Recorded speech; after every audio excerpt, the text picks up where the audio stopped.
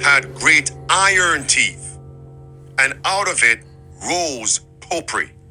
So we're seeing a repetition now. The UN is the front organization to implement the policies of the papacy. Iron teeth, as a matter of fact, he mentioned iron teeth to bite. In the red section there at the bottom, it says, and some of the instruments that do have teeth show little or no appetite to bite. So now we need teeth that is going to bite. Bite who? Why? Marie. Why? Right. That's the people who oppose their agenda. And so this is so serious. And as you rightly stated, Pastor, the UN and the Pope are essentially echoing each other. And it's startling. And of course, there are implications for that as well. You know, when you read in Revelations chapter 18, right, where it talks about these all shall have one mind, right? And they're going to yield their power and their strength to the beast. Who's the beast? The beast is the Roman Catholic Church. And so, I don't think I can, again, overstate, the implications of what just took place and what is taking place. I don't want to get ahead of myself, but, we also know that, I'll just go right into this other article here, where the Pope is going to allude to the fact that we need this super national authority to enforce the UN goals, and so if you go back to the point that you just mentioned, Gutierrez talked about the fact that the UN essentially is incapable of enforcing their agenda, right? And so this is why they need teeth. They need to be able to come together and they need to be able to force their agenda. And back to what I was going to say here, there's this article from LifeSite where it says that Pope calls for a supranational authority to enforce UN goals. And let me just read what it says here. It says Pope Francis is calling for a supranational legally constituted body to enforce United Nations Sustainable Development Goals and implement climate policies. Do we see again here what they're talking about, right? It's about forwarding this idea, these climate change policies. And, of course, the question that I ask, right, is who is going to be this supranational authority that they're alluding to? And of course, the Bible already tells us we don't have to wonder who that authority is going to be. Revelation 17, verse 12 and 13 tells us, as I just mentioned, that these nations, right, they're going to have one mind, their strength and power to the Roman pontiff, right? And so I also want to bring out another point here that some of your audience may not be aware of, or some may have forgotten, is the fact that the Pope just recently made her accession to the UN, right?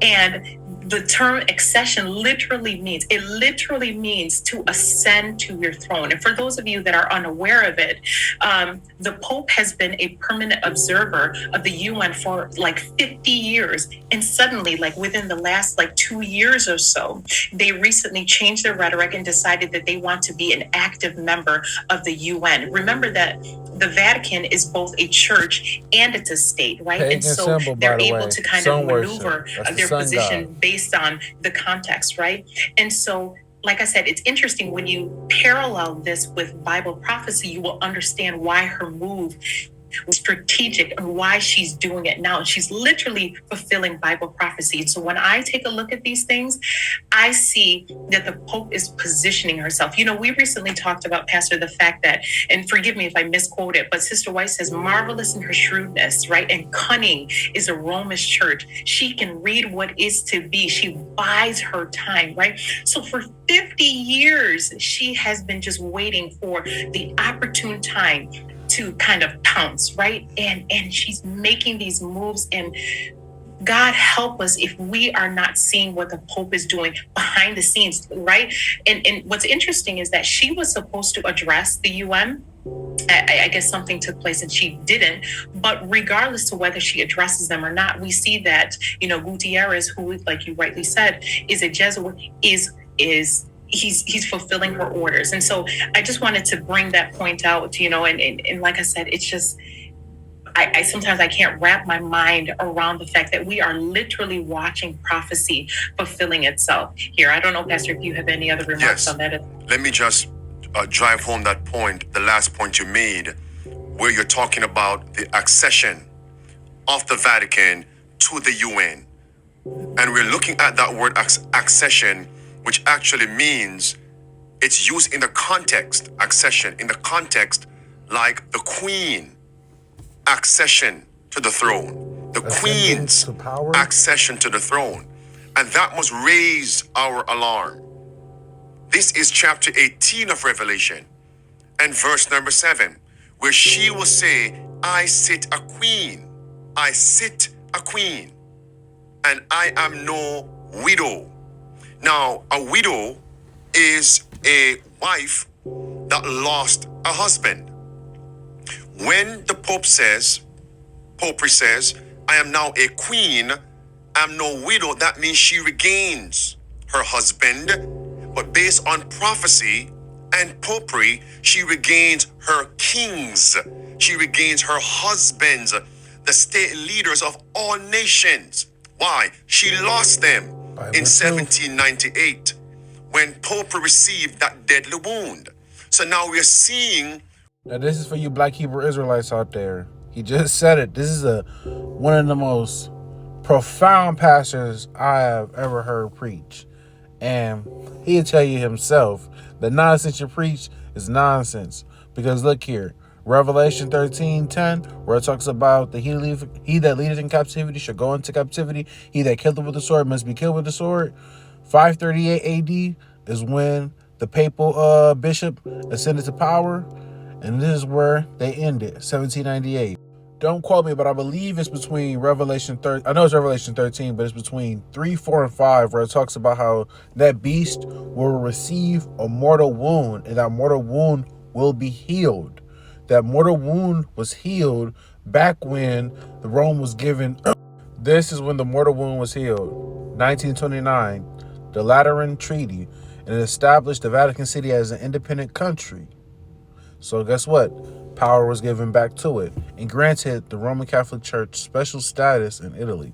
And it also talks about how the Vatican City, the treaty established the Vatican City as an independent country with 109 acres of land. The Pope has complete executive, legislative, and judicial power within the city.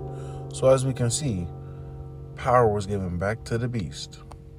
Now look here, the Roman Catholic Church. The treaty granted the Roman Catholic Church special status in Italy, including the recognition that the Catholic, Apostolic, and Roman religion is the only religion of the state. That was the only religion, as you can see.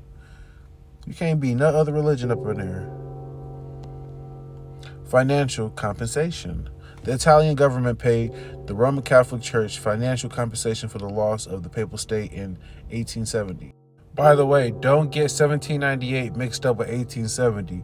All that is talking about is how the Pope lost Lazio, if I'm saying that correctly, in Rome, and had no physical territory at all except the Leonin city within Rome, which the new Italian state refrained from occupying militarily despite its annexation.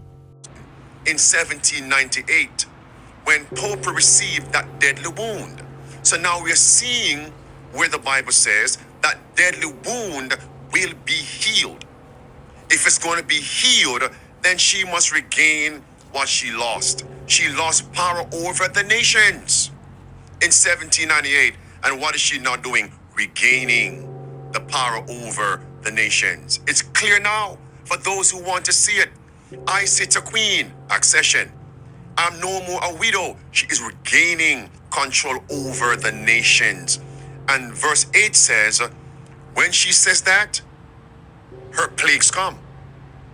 Notice, once she says that, verse 8 of chapter 18 of Revelation, then come the plagues. So the question is, what event precedes the plagues? What event triggers the plagues is the mark of the beast. So now we can put this on a timeline.